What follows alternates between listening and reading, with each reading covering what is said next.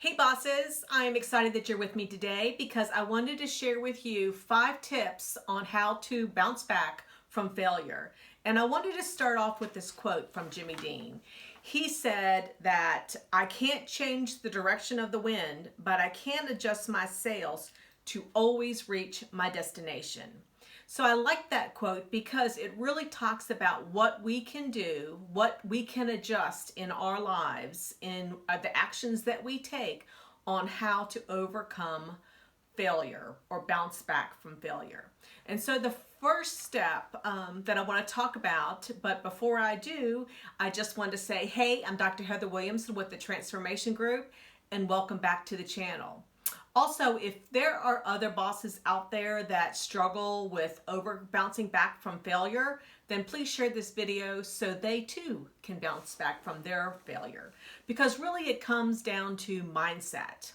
It all comes down to mindset and how we think and whether we let that negativity overrule our decisions or do we think positively. And the first step that I want you to consider today, that first tip, is to take responsibility for your actions. And what I mean by that is you cannot blame others. You have to start thinking that, hey, even if this failure wasn't really the result of something that I did, but it's still something that my team did, it's still your responsibility. You have to own it. And so the first step in actually doing this is start saying this 3 simple words: I am responsible. And once you start saying that to any adversity that you actually have to overcome, it will start, I'm telling you, it will start changing the way you think about failure. And so start saying this 3 simple words: I am responsible. And it also kind of comes back to your responsibility in taking ownership to how you react and behave to whatever adversity that comes your way. All right. And the second tip I have for you to how to bounce back from failure is to keep calm and get all the facts.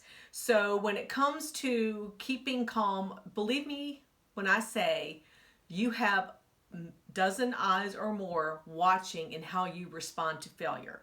So it's your choice. Are you going to yell and scream and get irate and throw a tantrum? Or are you going to remain cool and calm? So I will tell you, remaining cool and calm is the approach that you really need to take. And it's because not only the fact that your teammates are watching you, but you getting upset and having a rant is not going to solve the problem. So let's focus on remaining cool and calm. When it comes to remaining cool and calm, first you have to say, 1, I'm going to remain calm. The second is that I need to get the facts. And getting the facts means that you have to start asking questions. So don't assume that you have all the information that you need. Assume that you don't. And, once you start actually thinking about that and asking questions, you may realize that what I'm getting really upset over may not be a big issue after all. And it may be that yes, that I do have to ask questions and get the information that is missing. And that is part of the process.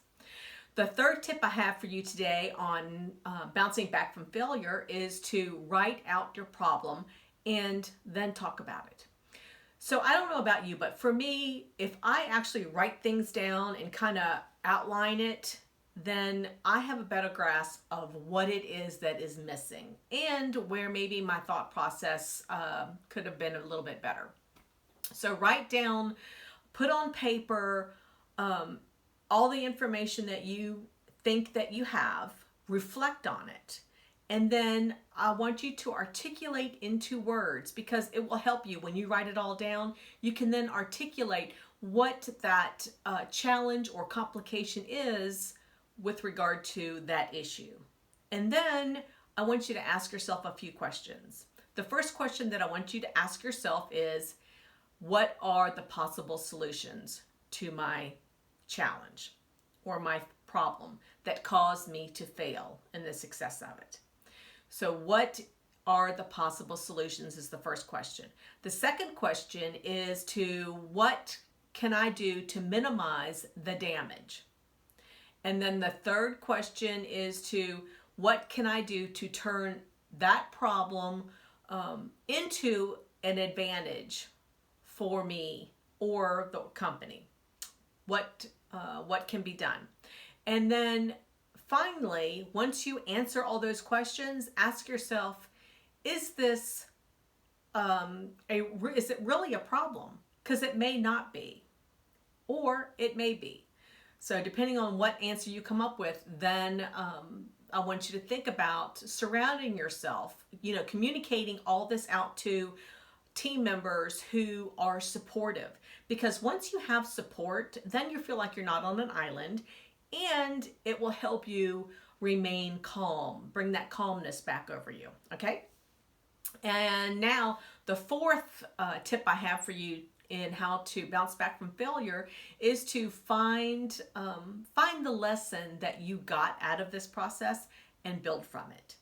So keep in mind that when you go through this process, the idea obviously is to look for maybe a new solution to the problem, new direction, or maybe you have to tweak it. And I think, this comes to mind when I watch Super Bowl games, right? And we just recently had a Super Bowl. I did not watch it for a reason that for personal reasons, but I have watched many in the past. And I have to be honest, the main reason I watch the Super Bowl is for the commercials, because they can be hilarious, they can be funny, they can be right on point, and those are huge successes. And then you might have some commercials that are major duds. They just flop. And you are wondering as you watch it, well, this is the dumbest commercial I've ever seen. I don't get the point of it. Not really sure what they were trying to achieve. And also, especially in social media and on TV, you will then find like the top commercials of the Super Bowl and then the big duds, right? So when it comes to be a big dud, gather that feedback, whatever your problem was, gather that feedback of that failure and why it happened. And then figure out if you need to go in a new direction with that product or service, or if it just needs to be tweaked. And this is some great insight to help you do that. Now, the fifth tip for you today on how to bounce back from failure is to then make a decision and take action. So when it comes to, making a decision and taking action, figure out what that action is, what it is that you need to do. And you need to be intentional with that action step, with what you're going to do next. Be intentional. And you can do this by asking some more simple questions. And the simple questions can be, what is my next action step? Or what do I need to do now? These simple questions will help put some focus into what you need to do to help you bounce back from that failure. And then simply just get busy doing it. Get doing it. Don't procrastinate. Get to doing it. So then I want you to keep in mind that success is a mindset game. And when failure arises, it's really how you approach it. Will you determine how quickly that you bounce back and how quickly you effectively take control of the situation and overcome whatever obstacle that was. And I will tell you, I'm recently reading a book, and it's by David Goggins, and he wrote Can't Hurt Me. And this is actually, it's all about mindset, and he talks about this in his book. And he actually is an amazing man, and the title is Can't Hurt Me, Master Your Mind and Defy the Odds. And this guy, he is a retired Navy SEAL now, but he's the only member of the U.S. Armed Forces ever to complete SEAL training. He actually went through SEAL training 3 times. He finally succeeded the 3rd time because of injuries in the previous occasions. And then he is also the only SEAL to complete Armor Ranger School and Air Force Tactical Air Controller training. He's also completed in more than 60 ultramarathons, triathlons, and ultramarathons, setting new course records. And he regularly placed in the top 5. And he's a former Guinness World Record holder for completing 4,030 pull-ups in 17 hours. So this guy came from a very hard life growing up, and he overcome his mindset obstacles that were preventing him from being successful. And he has the accountability mirror that he talks about in the book. And accountability is huge when it comes to overcoming and bouncing back from failure. You've got to hold yourself accountable. And so I wanted to share those 5 tips with you, and I'll recap real quickly. The first tip I have for you on how to bounce back from failure is to take responsibility for your actions. Comes back to that accountability mirror that David Goggins talks about in his book. Also, second tip is to keep calm and get the facts. The third is to write out your problem and talk about it with others who are supportive. And then the fourth is to build that, or find the lesson that you are getting from it, that somebody is telling you up above that this is not the right track. You need to go a different route, and build upon it from that. And then the fifth is to make a decision and then take action. All right.